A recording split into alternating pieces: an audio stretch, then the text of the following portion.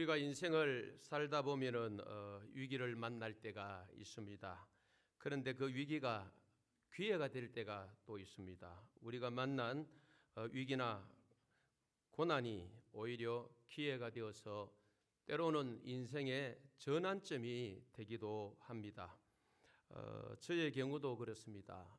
저는 인생 가운데 가장 시련이라면은 시련을 꼽을 수 있는 것이 바로 손에 장애를 입었을 때였습니다. 저 인생에는 큰 고난이고 위기였지요. 그런데 너무 감사한 것은 그 고난 위기가 저로 하여금 예수 믿게 하는, 하나님께서 아마 그렇게 하셨다고 저는 확실히 믿거든요. 제가 다치고 싶어 다친 것도 아니고 상상할 수 없는 일 제 인생에는 벌어졌지만은 처음 그 일을 당했을 때에 우리 부모님들은 요즘 말로 하면 멘붕 상태였습니다. 넋을 놔버렸대요. 이걸 어떻게 해야 되나. 또 제가 맞이잖아요. 맞이 장남인데 미래가 걱정이 돼서 그렇게 많이 우셨다 하더라고요. 일하다가도 우시고 또 대소가 우리 친척 붙잡고도 우시고. 저는 나중에 들었어요. 저인데는 눈물을 안 보이셨지만은 앞길이 캄캄하잖아요. 아들 앞길이. 그래서 그렇게 낙심도 하고 낙담하기도 하셨대요. 그런데 하나님께서 저에게 이런 일들을 통해서 예수 믿게 하시는, 일하는 그 일을 내려놓게 하셨고 그 다음에 고향으로 돌아오게 하셨고 80년 8월 13일 하도 많이 들었어요. 여러분들이 저 생일은 몰라도 이 날은 알걸요. 저 생일은 이제 뭐 카톡이나 뜨니까 알지요. 페이스북에 뜨니까 알지요. 잘 기억을 못 하잖아요. 근데 설교 시간에 많이 나누어서 제가 1980년 8월 13일 그 수요일 밤에 하나님께서 저를 불러주셨어요. 그러니까 처음에는 몰랐죠. 이 손 다친 거하고 장애 입은 거하고 예수 믿는 것이 무슨 상관이냐. 그런데 믿음이 들어가고 보니까 하나님께서 이런 과정을 통하여서 저를 부르신 거예요.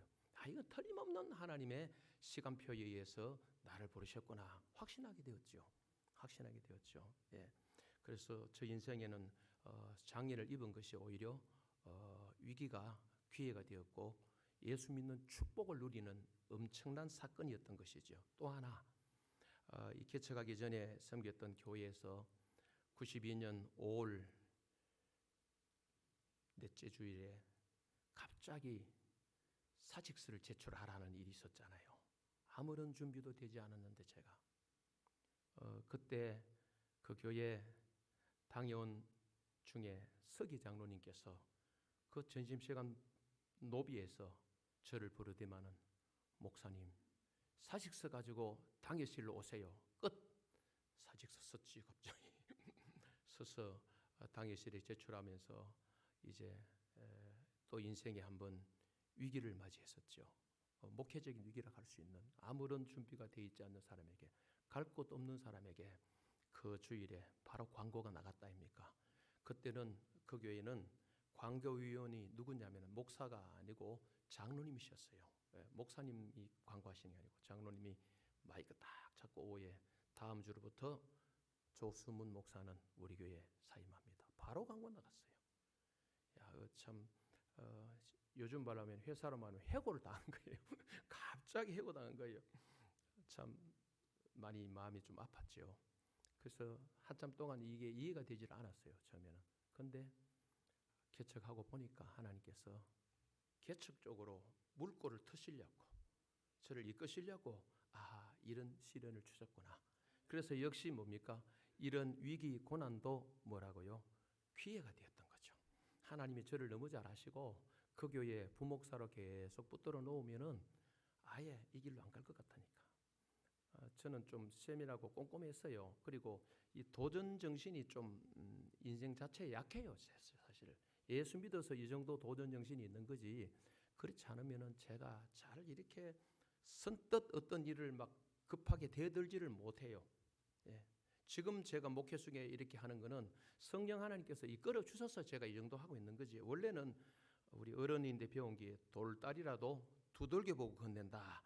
그런 가정 속에 자랐기 때문에 그냥 내버려 두시면은 개척이 아니라 개자 진입도 못할 것 같아서 이렇게 딱 어느 날 자르시고 하나님께서 전환점을 만들어 주신 것 같아요. 그 처음에는 이해가 안 됐죠. 시간이 지나면서 무릎을 치는 거예요. 그렇게 결정해 주신 교회에 감사한 거예요. 그래서 제가 원망하려고 이 설교하는 거 아닙니다. 그죠? 그때 그 시기에 그 장로님들이 고맙고 그 교회가 고마운 거예요. 저를 하나님께서 거기 묶고 놓지 않으시고 새로운 길을 열어가시기 위한 인생의 터닝 포인트, 전환점을 만들기 위해서 이렇게 하셨구나. 그래서 제가 설교를 준비하는데 오늘 설교 제목을 정하고 나니까 딱 바울을 보면서 제가 이 두 가지 큰 사건이 떠오른 거예요. 손 다친 사건, 인생의 전환점, 위기가 기회였다.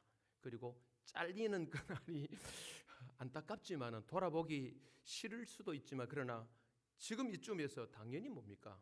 보니까 당연히 싫은 게 아니고 하나님의 계획 속에 있었구나. 그래서 그 위기도 역시 하나님께서 기회로 나를 삼아 주시고 또 인생의 전환점, 목회의 큰 전환점 선을 하나 끊는, 획을 끊는 그런 일로 만들어 주셨다는 것이죠. 여러분 전화위복이라는 말 잘 아시죠? 화가 바뀌어 복이 된다는 말 아닙니까?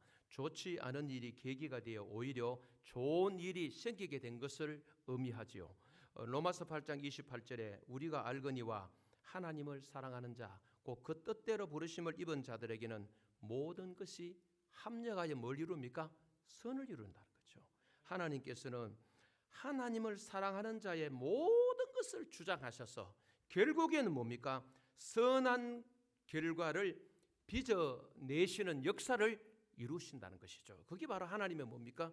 섭리죠. 그죠? 하나님 그렇게 하신다는 거죠. 여러분 오늘 본문에 보시면은 본문 우리 12절부터 다는 안 봅니다만 18절까지 끊었습니다. 나머지 뒤에 보겠습니다만 이 12절부터 26절까지 보시면은 사도 바울이 자기의 근황을 지금 밝히고 있습니다.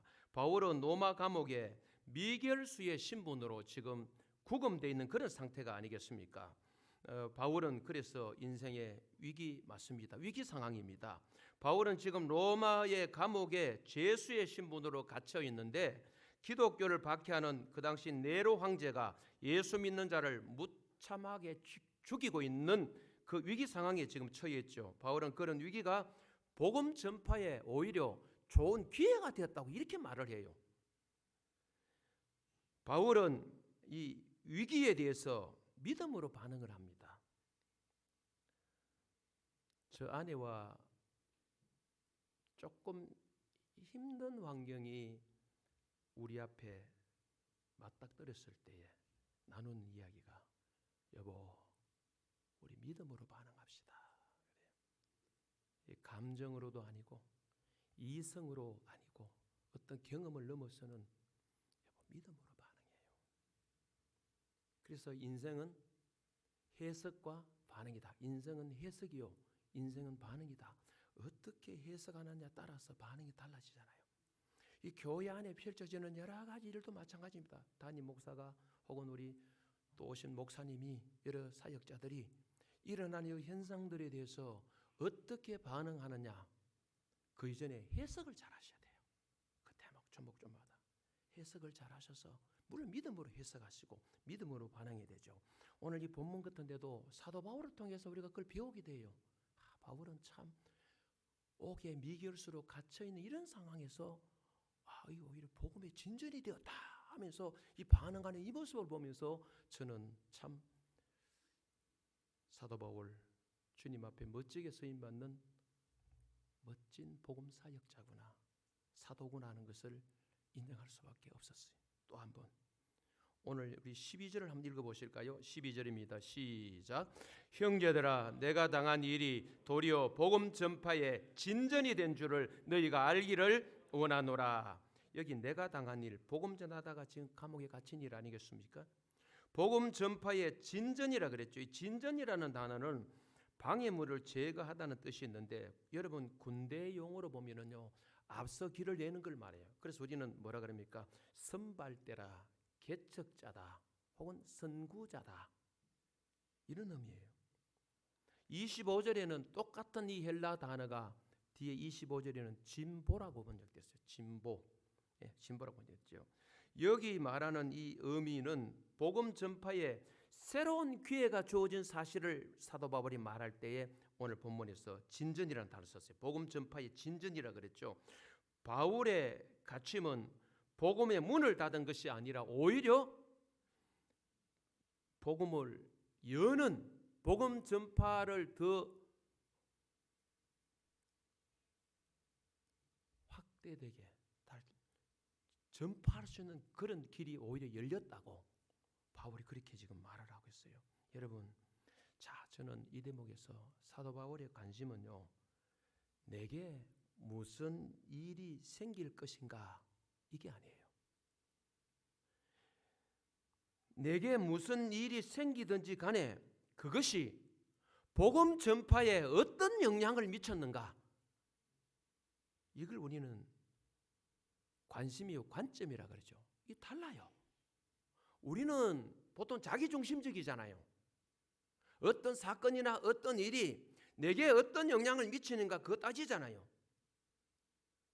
어떤 사건이라 합시다. 그 사건이 내게 직접적인 영향이 없고 내게 피해를 주지 않으면 우리는 별 관심이 없잖아요. 넘어갈 수도 있고. 그러나 저와 여러분에게 직접적인 어떤 문제를 야기시키게 되면은 그때부터 발끈하잖아요. 그 사건이나 그 일에 대해서 그 사람이 됐어요. 그만큼 우리는 자기중심적이다 이 말이겠죠. 그래서 단체 사진을 찍어 보면은 가장 먼저 어느 얼굴을 쳐다봅니까? 저도 마찬가지입니다. 카톡에 사진을 딱 올려놨는데 우리 교역자 단체 사진이에요. 저도 어느 정도 잘 나왔기 때문에 거기 얹어놓은 거예요. 아직도 얹어놨어요. 뭐 우리 간사님만 이쁘다고 올려놓은 게 아니에요. 일단 내 사진이 잘 나왔어 보니까 찍는 사람이 찍어줬거든. 돈 주고 찍었거든 거예요. 그러니까 아직 놔두는 거야. 뭐 원래 뭐 인식 목사님 잘생겼으니까 말할 것도 없고 그냥 언제 나도 잘 나왔어 보니까. 근데 아무리 곁에 사람이 잘생기고 잘 나와도 내 사진이 눈 감았다든지 이마가 너무 많이 벗겨졌다든지 머리가 숨 죽었다든지 이러면 나는 내려요. 이게 인간이라 자기중심적이라 그렇지 않습니까? 자기중심으로 지구가 자기중심으로 돌아가는 줄 알고 있어요. 모든 게 자기중심으로 돌려야 돼. 내가 동의하지 않는 부분에 대해서는 그게 통과될 때 억수로 힘들어요. 우리는 이게 다 똑같다니까요. 내가 지지했던 사람이 대통령이 되면은 아무리 나쁜 짓 해도 우리는 박수치고 허허허허. 그러나 내가 지지한 사람이 떨어지면 그때부터 현재 하는 사람이 아무리 잘해도 우리는 뭐합니까? 댓글 걸잖아요. 이게 우리라. 근데 사도 바울 보면요, 자기가 감옥에 갇히고 안 갇히고 자기가 복음 때문에 핍박 박해를 받고 안 받고 그 부분보다는 어떻든 하나님의 복음이 전파된다면은 자기가 고난당하는 일, 감옥에 갇힌 일, 매인 이 일로 인하여서 복음이 증거된다면은, 복음이 강하게 전파된다면은 자기는 오늘 본문에 뭡니까? 12절 말씀처럼 복음의 진전이 된다면 13절에 이렇게 말하잖아요. 이야. 여러분, 제가 이 원고에 설교 준비하는데 떠올라 한번 적어봤어요. 바울은 자기에게 미친 화가 두려웠던 것이 아니라 복음이 막히는 것이 두려웠던 거예요. 자, 그래 떠오른 거 있죠. 복음이 막히는 것이 두려운 거예요. 자기에게 화가 미치는 게 두려운 게 아니고, 자기에게 다가오는 화의 무게가 두려운 것이 아니고, 복음이 막힐 때 사도 바울은 너무 두려운 거예요. 이게 전도자예요. 사도 바울이에요. 바울은 자기 자신의 안위보다 복음 진보에 훨씬 관심이 많습니다. 사도행전을 지난해에 우리가 좀 묵상하다가 제가 주일 오후 설교 중심으로 돌아오면서 좀 끝부분에 중단했습니다만은 여러분 그때도 우리가 나누었지 않습니까? 사도행전 20장 23절 24절에 보니까요, 오직 성령이 각 성에서 내게 증언하여 결박과 환난이 나를 기다린다 하시나 내가 달려갈 길과 주 예수께 받은 사명 곧 하나님의 은혜의 복음을 증언하는 일을 마치려 하면은 나의 생명조차 조금도 귀한 것으로 여기지 아니하노라. 야, 이 사도 바울 이런 사람. 예루살렘을 올라가면 분명히 환난, 어려운 일이 있대요. 그거 가면 안 된대. 수많은 사람들이 그 앞길을 막아도 사도 바울은 복음이 더 소중하고 하나님 앞에 받은 사명이 더 위에 있는 것이지 무엇보다요, 자기 목숨 생명보다 더 위에 있는 거예요. 이게 바로 사도 바울이었어요. 계속해서 나옵니다. 사도행전 21장 11절에서 14절에 아가보 미대기 우리에게 와서 아가보가 바울의 띠를 가져다가 자기 수족을 잡아매고 말하기를 성령이 말씀하시되 예루살렘에서 유대인들이 이같이 이 띠 임자를 뭐합니까? 결박하여 이방인의 손에 넘겨주리라 하거늘 우리가 그 말을 듣고 어떻게 합니까? 그곳 사람들과 더불어 바울에게 예루살렘으로 올라가지 말라고 권하니 바울이 대답하되 여러분이 어찌하여 울어 내 마음을 상하게 하느냐? 나는 주 예수의 이름을 위하여 결박당할 뿐 아니라 예루살렘에서 죽는 것도 각오하였노라 하니 그가 권함을 받지 아니하므로 우리가 주의 뜻대로 이루어지다 하고 그쳤노라. 이런 사람이 사도 바울이에요. 자기에게 미치는 화정도 큰 관심 없습니다. 어떻게 하면 주의 뜻을 이루고 자기에 맡겨주신 사명을 완수할까? 사명 완수에 관심 있는 것이지 자기 목숨에 관심 있는 사람이 아니에요. 이런 사람이 우리와 똑같은 성정을 가졌던 누구입니까? 사도 바울이에요. 똑같은 성정을 가진 사람입니까? 여러분, 사명자의 길은 새벽에도 나눕니다만 십자가의 길입니다. 그렇지만 그 길로 가야 됩니다. 주님이 그 길로 가신 길이잖아요. 사명은 우리의 존재 이유입니다. 네가 왜 존재하느냐 물으면은 주께서 맡겨주신 사명을 위해서 존재한다 해도 틀린 말이 아닙니다. 사명 때문에 존재하는 거예요. 우리에게 주어진 사명이 다한 날이 왔다면은 우리는 주님 앞에 갈 날입니다. 아직도 우리에게 목숨이 주어져 있고 이 정도 건강이 주어져 있고 강한 은사가 주어져 있고 현재처럼 이런 환경이 우리 각자에게 주어져 있다는 것은 사명을 위하여 살라는 하나님의 축복이죠. 은혜죠. 은사 왜 주셨습니까? 은사를 가지고 자랑질하라고요? 은사 가지고 돈 버는 도구로 쓰라고요? 은사 가지고 교만하라고요? 아닙니다. 주를 위해 쓰라고. 그래서 사도 바울이 말하지 않습니까? 고린도서 10장 31절 너무 잘 아는 구절 아닙니까? 우리가 먹든지 마시든지 무엇을 하든지 하나님의 영광을 위해 하는 거 아니겠습니까? 그리고 로마서 14장 8절 아니겠습니까? 살아도 주를 위하여 죽어도 주를 위하여 아니겠습니까? 답이 나와 있는 거예요. 바울이 그렇게 살아가는 거예요. 우리에게 중요한 것은 인생의 안전인가 하나님이 주신 사명인가 우리 답을 하셔야 되겠죠. 몽테뉴 아시죠? 프랑스 사람. 이 몽테뉴의 명언이 있는데 제가 카톡에 메인 글로 수개월간 얹어놓고 있어요. 이런 글이에요. 목적지가 없는 상황에게는 그 어떤 바람도 순풍이 아니다. 나 너무 좋은 말이랐어요. 성경은 아니지만 목적지가 없는 상황에게는 그 어떤 바람도 순풍이 아니다. 내가 어디로 가야 할지 정해져 있지 않으면은 어느 쪽에서 바람이 불어도 그건 순풍 아니에요.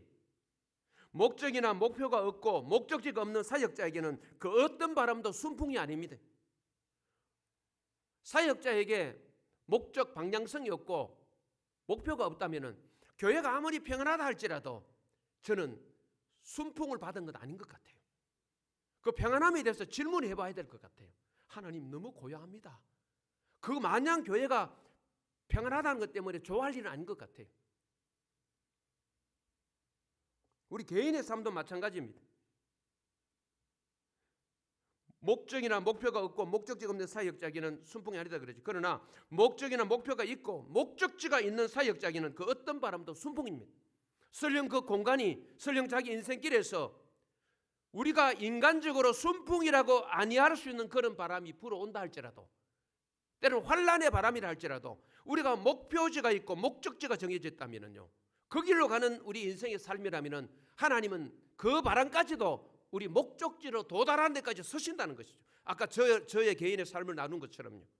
우리 개인적으로는 어려움이요, 위기요, 고난이요, 때로는 어르신들은 우환이라 그럽니다. 싫어하죠. 그런 거는 안 좋지요. 그러나 하나님께서는 그런 것들까지도 사용하셔서 우리를 당신이 원하시는 그 자리로 갖다 놓으시는 거예요. 이게 바로 우리 성도의 삶이요, 목적지 있는 목표인. 그래서 우리는 이 땅에 행인과 나그네가 아닌 뭐라 그랬어요? 순례자예요. 행인과 나그네는 목적지가 없잖아요. 물론 모든 나그네가 다 그런 건 아니겠지만 순례자는 목적지가 있는 거예요. 장소가 있는 거예요. 그 장소를 향해 나가잖아요. 그 우리는 나그네 행인으로 사는 게 아닙니다. 순례자의 인생길을 걸어야 되죠. 그죠?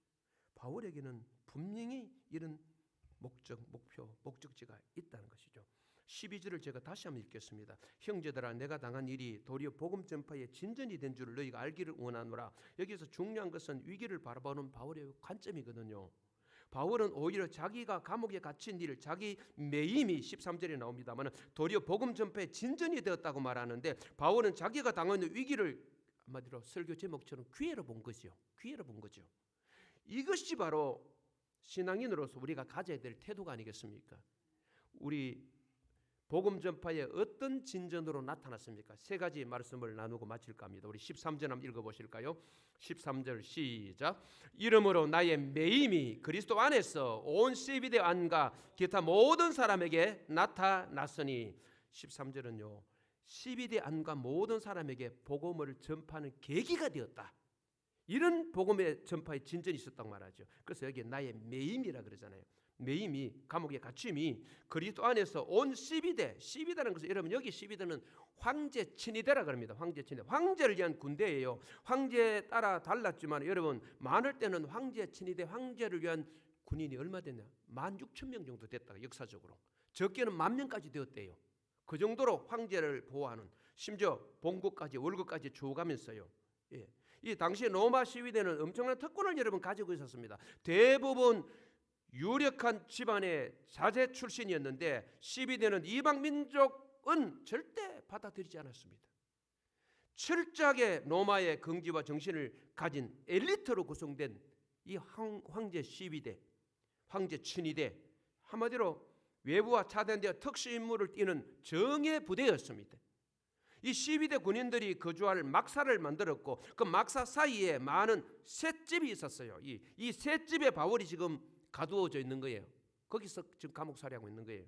그래서 사도행전 28장 30절 31절에 보니까 바울이 온 이태 2년입니다. 2해를 자기 셋집에 머물면서 자기에게 오는 사람을 다 영접하고 하나님의 나라를 전파하며 주 예수 그리스도에 관한 모든 것을 담대하게 거침없이 가르치더라 그랬습니다. 당시에는 군인 4명이 사교대로 제수한 사람 지키고 있는 거예요. 바울은 일부러 사람을 찾아다닐 필요가 없이 매일, 그러면 4명이 사교대니까 16명 아닙니까? 16명의 로마 엘리트를 만나게 됩니다. 그것도 로마를 움직이는 시비대 군인들을 상대로 복음을 전했던 것이죠. 얼마나 놀라운 하나님의 섭리입니까? 그래서 성경 구절 디모데후서 2장 9절을 보니까요, 복음으로 말미암아 내가 죄인과 같이 매인 데까지 자기는 고난을 받았으나 그 뒤입니다. 하나님의 말씀은 매이지 아니하니라. 할렐루야. 하나님의 말씀, 복음은 묶지를 못해요. 복음 전하는 사람은 이들을 가두고 묶었는지 몰라도 복음 못 묶어요. 바울이 그런 고백을 하죠. 두 번째, 어떻게 14절 한번 읽어보실까요? 복음의 진전, 전파의 진전이 있었는지 14절 시작. 형제 중 다수가 나의 매임으로 말미암아 주 안에서 신뢰함으로 겁없이 하나님의 말씀을 더욱 담대히 전하게 되었느니라. 여기 형제라는 것은 로마에 있는 그리스도인들을 말합니다. 나의 매임으로 말미암아 주 안에서 신뢰함으로, 바울의 갇힘으로 인해서 이들이 주님을 더욱 확고히 믿고 신뢰한 거예요. 여기 겁없이 하나님 말씀을 더욱 담대히 전하게 되었다. 이렇게 가능했던 것은 주 안에서 신뢰함으로. 바울의 갇힘은 이 그리스도인들에게는 오히려 주님을 더 신뢰하는 길로 인도한 거예요. 우리도 그렇잖아요. 같은 그리스도인들이 함께 신앙생활 하는 중에 형제 자매 중에 어떤 육체적인 시련이나 어려움 당하는 걸 보면서 반면 교사로 삼을 수 있고 정면 교사로 삼을 수 있고, 하나님 더 의지했구나. 그래, 환난 때 주님 의지하는 것도 맞지만은 평안의 때 내가 주님과 더 교제가 깊어져야 되는구나. 주님을 드신. 오늘 이 본문의 이 사람들은 바울의 옥에 갇힘을 통해서 더욱 주님을 신뢰함으로 이렇게 14절 같은 결과, 그리스도인들이 담대히 복음을 전하는 그런 계기가 되었다. 또 한 가지, 우리 15절부터 18절까지인데 길지만 한번 읽어보실까요? 말씀을 정리할까 합니다. 15절 시작. 어떤 이들은 투기와 분쟁으로, 어떤 이들은 착한 뜻으로 그리스도를 전파하나니. 16절.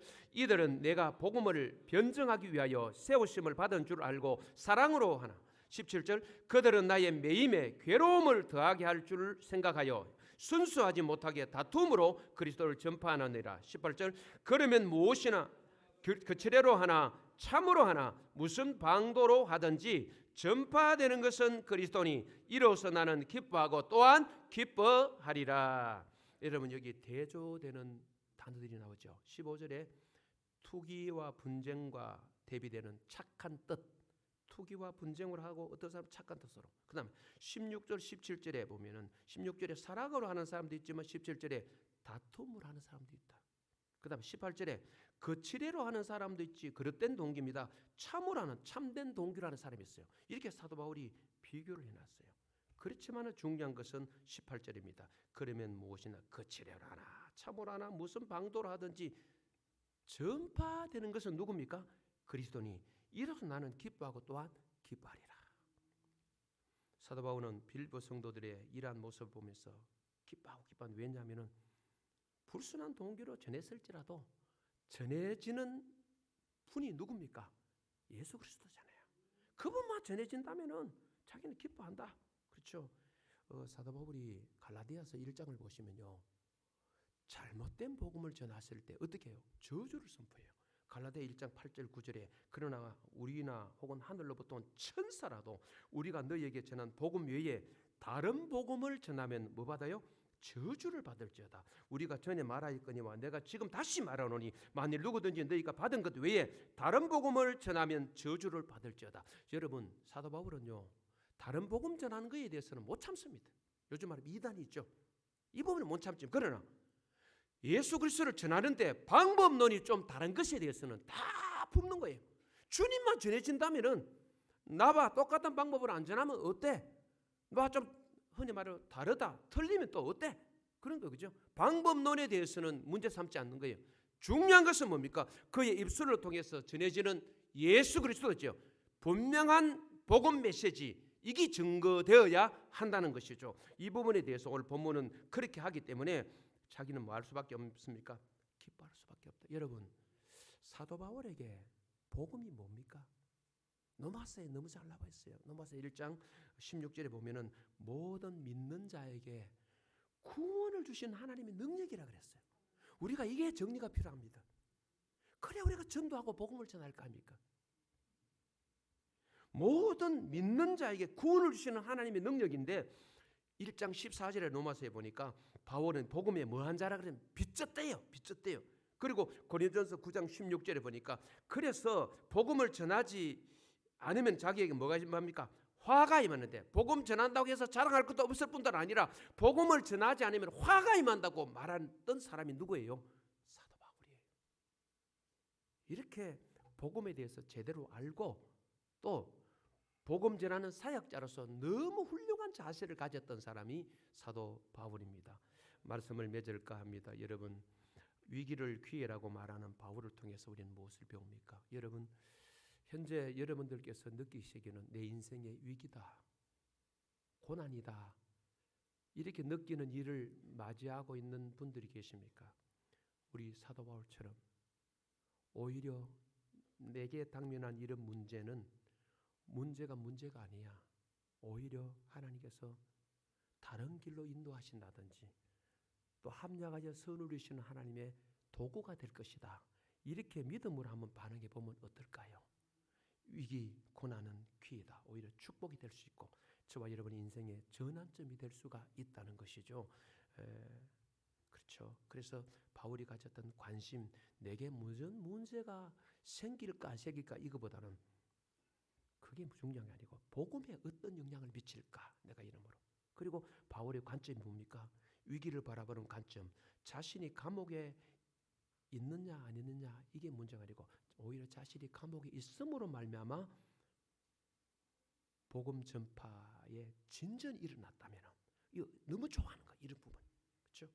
그래서 어떻게 진전이 일어났습니까? 13절처럼 12대왕과 모든 사람에게 복음이 전파되는 계기가 되었고, 그다음 로마에 있는 그리스도인들이 오히려 바울의 감옥에 있음으로 말미암아 복음을 담대히 전하는 계기가 되었다. 그리고 15절 18절에 투기와 분쟁으로 혹은 착한 뜻으로 하든지 간에 그리스도를 전파하는 계기가 되었다. 그렇기 때문에 바울은 뭡니까? 나는 기뻐한다는 것이죠. 그렇죠? 여러분, 모든 삶의 위기를 하나님의 영광을 선포할 수 있는 축복의 기회로 선용하는 믿음의 주인공들이 되시기를 주님의 이름으로 축원합니다.